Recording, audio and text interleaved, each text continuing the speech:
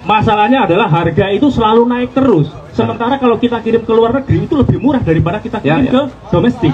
Wah, Pak Jokowi sendiri bilang pembangunan tol laut dan proyek yang dikerjakan itu belum berhasil menurunkan biaya logistik. Selama biaya logistik itu belum turun, maka bagaimana kita bisa membuat perekonomian kita menjadi satu kesatuan? Pak Anies, nama saya Hermanto. Saya praktisi logistik, Chairman of Surabaya Logistik. Yang Bapak jelaskan tadi secara konsep, saya masih belum dapat menemukannya, Pak. Sekarang itu pengiriman logistik, baik itu river container maupun touring dan lain-lain, kalau kita mau kirim ke Makassar saja, itu biayanya lebih mahal daripada saya kirim ke Singapura atau ke Tokyo, Jepang. Solusi Bapak apa yang bisa membuat logistik di Indonesia ini lebih murah? Kemudian yang saya pahami selama ini, Pak, Presiden Jokowi sudah membuatkan solusi yang bernama NLE, National Logistic Ecosystem.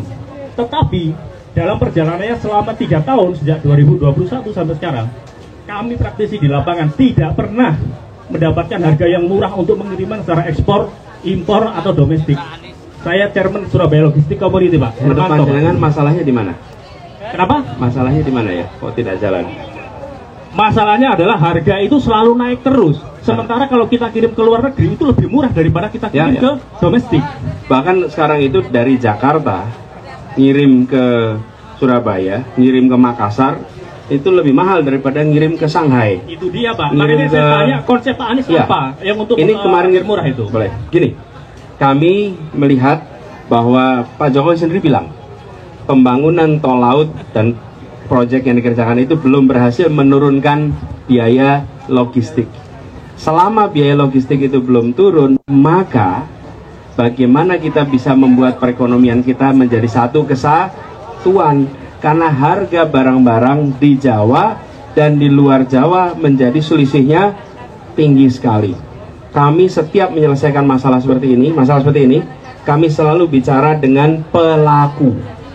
Jangan menyusun kebijakan tanpa melibatkan pelaku. Kalau nyusun kebijakan tanpa melihat pelaku, wes meleset udah pasti. Meleset pasti. Yang tahu masalah siapa? Pelaku. Pelaku yang bilang, "Pak, ini di sini rentenya kemahalan, Pak. Pak, di sini pelabuhannya tidak berfungsi, Pak. Pak, di sini target pembongkaran melampaui batas, Pak." Betul nggak? Jadi kami lakukan perubahan, melibatkan pelaku, melibatkan pengambil kebijakan, dan melibatkan pakar, lalu melibatkan pembandingan negara lain. Oke? Kumpulkan sama-sama, buat kebijakan baru supaya bisa terjadi. Ya. Karena kalau kita tidak melibatkan pelaku, nggak akan pernah selesai. Masalahnya saya sampaikan nih, punya kewenangan bukan berarti punya pengetahuan. Betul nggak? Iya. Ojo tumeh. Tumeh duwe kuwasa, rumangsa ngerti kabeh urusan tidak. Nah, ora nonek tuh. Ora ngerti tuh. Ya sama. Ya. Jadi insya Allah, Pak, nanti kita akan libatkan supaya perubahannya itu sesuai dengan kondisi di lapangan dan kebijakan barunya mengkoreksi, bukan cuman kebijakan baru yang kelihatan berbeda. Oke, yang tadi satu lagi pertanyaan Pak Anies nanti. Oh, Majelis Salim. Udah ya. Satu saja.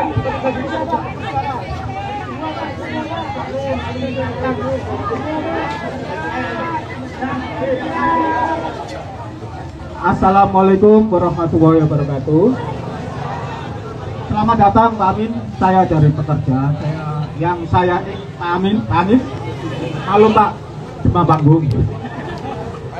Ya, yang selama ini saya saksikan di media itu Pak Anies belum pernah membahas Omnibus Law, Pak. Masalah ketenaga kerjaan itu, pensiun itu sekarang berkurang jauh, Pak. Ya.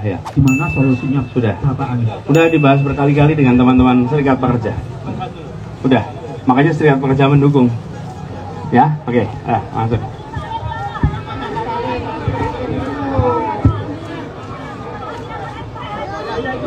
Sebelumnya saya ucapkan ahlan wa sahlan untuk Bapak Anies. Saya perwakilan dari Majelis Taklim. tadi sudah disampaikan mengenai pertanian, perdagangan maupun para nelayan. Tetapi untuk majelis taklim belum tersinggung ya hari ini. Untuk majelis taklim ini, Pak, kami itu punya banyak program kajian-kajian. Akan tetapi kami belum ada sama sekali sampai hari ini, belum ada pembinaan baik untuk segi materi ataupun imateri. Untuk kajian-kajian tersebut kan membutuhkan perluasan tentunya. Dan kami ini untuk membangun ibu-ibu yang berkualitas serta berproduktif UMKM itu belum pernah ada solusinya. Mohon untuk dijelaskan dan untuk ada solusi. Yang Ibu harapkan apa, Bu, dari Majelis Taklim? Harapannya bisa untuk dakwah ini ada istilahnya ada pengembangan, ada bantuan. Ya, boleh. Nanti kita masukkan ya, Bu, masukkan itu. Kalau sebagai contoh ya, kalau di Jakarta banyak majelis taklim itu yang menggunakan rumah untuk kegiatannya, ya kan? Rumahnya dipakai untuk majelis taklim, garasinya ditambahin atap depannya untuk majelis taklim. Nah, kami buat kebijakan semua rumah-rumah yang dipakai untuk majelis taklim itu PBB-nya dinolkan, sehingga mereka tidak harus bayar. Kenapa? Karena mereka membantu pemerintah dalam menjaga iman, Islam, akhlak. Betul nggak? Kalau majelis taklim, apalagi yang dijaga itu kaum ibu. Kalau kaum ibu itu kan tiangnya keluarga. Jadi kalau majelis taklim itu memberikan penguatan pada ibu-ibu yang merasakan manfaatnya seluruh masa, insya Allah nanti kita perhatikan ya. Oke, Bapak sekalian, ini hari Jumat ini. Karena Jumat ada Jumatan, kami harus bergerak lagi. Bapak Ibu sekalian, kepengennya kita ngobrol masalahnya 1001. Atau kita ini kalau ditanya masalah, stoknya cukup, nggak kekurangan stok masalah, betul kan? Tapi satu hal yang pasti, ketika kita bikin perubahan, kita kerjakan sama-sama, ya. Ayo sekarang angkat tangannya, angkat tangannya. Sekarang buka HP-nya, buka HP-nya, buka HP-nya, di video sama-sama. Yuk, nyalakan videonya. Dibuka HP-nya. Yuk. Diviralkan. Yo, buka HP-nya, nyalakan sama-sama. Hari ini kita berada di mana nih persisnya? Brondong. Bronjong. Brondong ini terminal Brondong ya? Ya. Lamongan. Lamongan. Yo, kita rekam sama-sama. Kita kumpul di sini untuk apa? Perubahan. Sekali lagi untuk apa? Perubahan. Perubahan nomornya berapa? 1. Kita berkumpul di sini untuk apa? Perubahan. Nomornya berapa? 1. Ikuti kata-kata saya.